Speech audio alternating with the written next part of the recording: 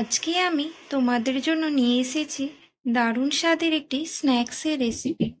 রাস্তার ধারে তেলে ভাজা দোকানে বা বিয়ে বাড়িতে কখনো কখনো স্টার্টার হিসাবে তোমরা এই স্ন্যাক্সটি খেয়েছো। আজ আমি তোমাদেরকে দেখাবো কিভাবে তোমরা খুব কম সময়ে এই দারুণ স্বাদের মুচমুচে ও ক্রিস্পি ভেজিটেবিল চপ বাড়িতেই বানাতে পারবে। এই রেসিপিটি দেখার পর যদি তোমাদের ভালো লেগে থাকে তাহলে ভিডিওটিতে লাইক, কমেন্ট, শেয়ার এবং চ্যানেলটিকে সাবস্ক্রাইব করে পাশে থাকা বেল আইকন প্রেস করে দিও, যাতে আমার ভিডিও নোটিফিকেশন খুব সহজেই তোমাদের কাছে পৌঁছে যায়। Hello friends, welcome to Sangeeta's kitchen.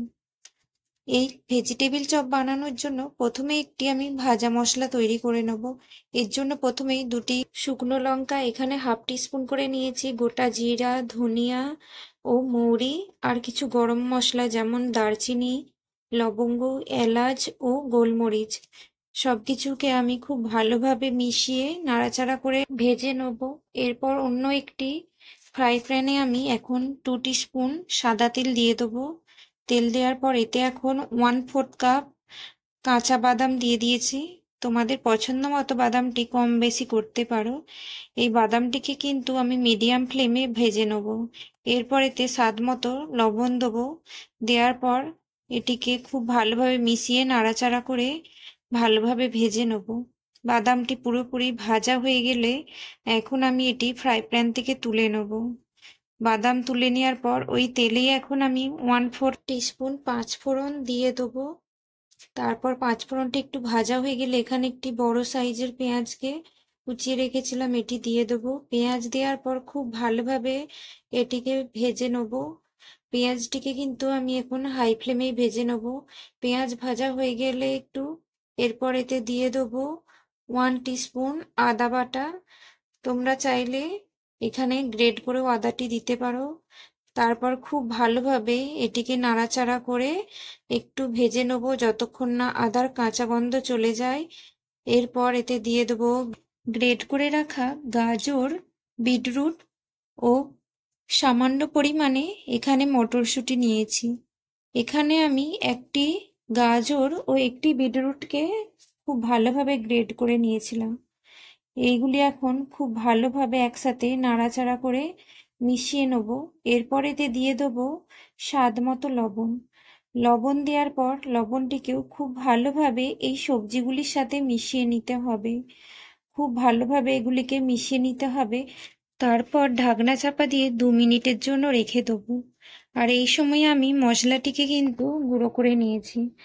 2 minute হয়ে গেলে ঢাকনা খুলে এই সবজিটিকে আরও একবার নাড়াচাড়া করে নেব। আর এই প্রসেসটি কিন্তু আমি মিডিয়াম ফ্লেমেই করেছি। এরপর ঢাকনা চাপা দিয়ে আরও একবার এটিকে আমি 2 মিনিটের জন্য রেখে দেবো।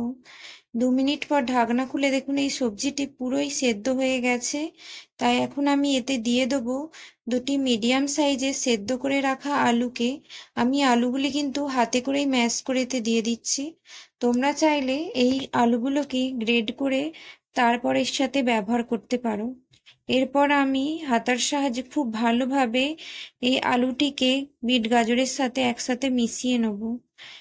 এটি মেশানো হয়ে গেলে এরপর এতে কিছু মশলা দিয়ে দেবো। এখানে নিয়েছি 1/4 টিস্পুন হলুদ গুঁড়ো, হাফ টিস্পুন লঙ্কা গুঁড়ো, হাফ টিস্পুন জিরা গুঁড়ো, হাফ টিস্পুন ধনিয়া গুঁড়ো এবং 1 টিস্পুন আমচুর পাউডার।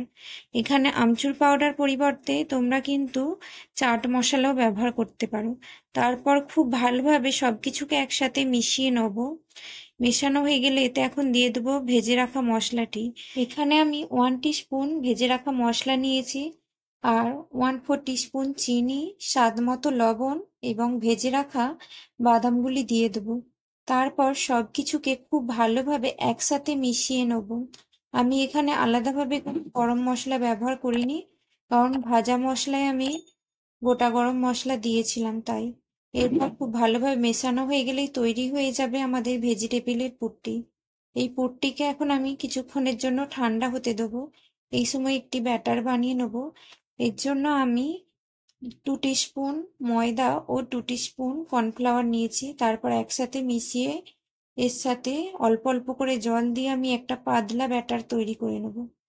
অল্প অল্প জল দিয়ে এই ব্যাটারটি তৈরি করতে হবে, না হলে কিন্তু ব্যাটারটি অনেক পাতলা হয়ে যেতে পারে।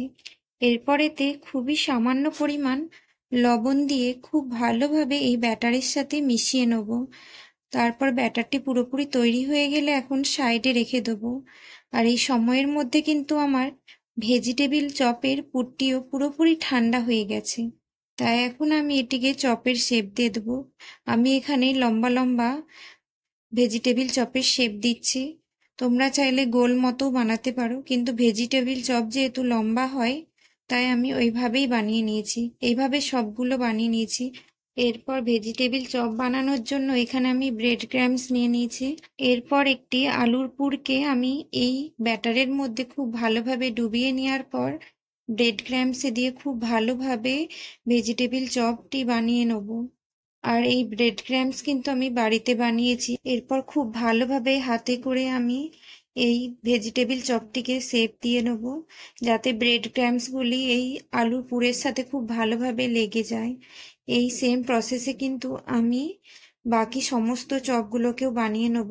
আর এখানে ব্রেড ক্রাম্বস আলুর পুরের গায়ে লাগাবেন তখন কিন্তু খুব ভালোভাবে হাতে করে প্রেস করে দেবেন, যাতে এগুলি খুব ভালোভাবে আলুর পুরের সাথে লেগে থাকে, না হলে ভাজার সময় কিন্তু গা থেকে ছেড়ে বেরিয়ে যেতে পারে। এরপর গ্যাসের চুলায় কিন্তু আমি আগে থেকেই তেল গরম হতে বসিয়েছিলাম। মিডিয়াম গরম হতে তেলটি, তাতে আমি এই ভেজিটেবিল চপটি দিয়ে দেবো। চপটি দেওয়ার পর আমি ওপর থেকেও কিন্তু একটু করে তেল দিয়ে দেবো। তারপরে উল্টে পাল্টে কিন্তু আমি খুব ভালোভাবে এই ভেজিটেবিল চপগুলিকে ভেজে নেব। খুব বেশি কিন্তু সময় লাগে না এই চপটি ভাজতে, 2-3 মিনিটের মধ্যেই চপটি খুব ভালোভাবে তৈরি হয়ে যায়। চপটি তৈরি হয়ে গেলে তারপর কড়াই থেকে চপটিকে তুলে নিয়ে অন্য একটি পাত্রে রেখে দেবো। আর এই সেম প্রসেসে কিন্তু বাকি ভেজিটেবিল চপগুলোও ভেজে নেব।